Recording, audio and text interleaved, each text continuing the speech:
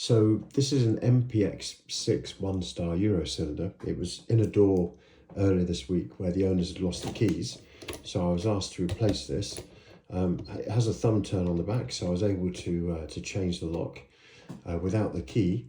So what I'm going to try and do is see if I can pick this using the Yale Lishi style tool, the 6B. As you can see, the thumb turn has a spring in there, so it's pushing this out. So I'm going to need to hold that in.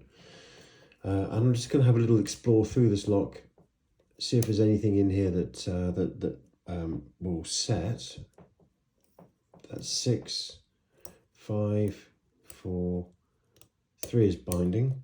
Got to click on 3, 2, 1, go back to 6, 5, 4, 3, 2 is tight.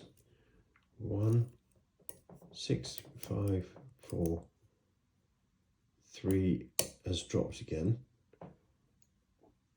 Just nudge 3 up a bit higher. We got a second click then on 3. 2, 1 is now bound, heavily bound. Let's push that up.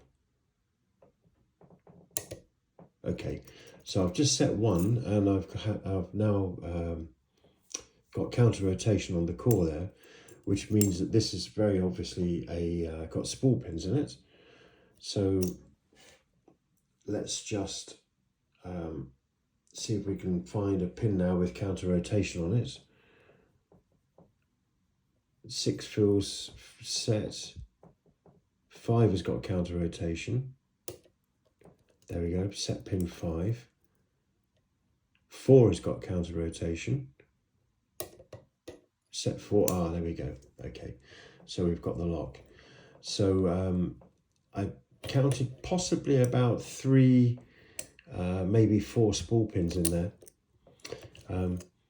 So what I'm going to do is I'm going to take this apart and see what's inside.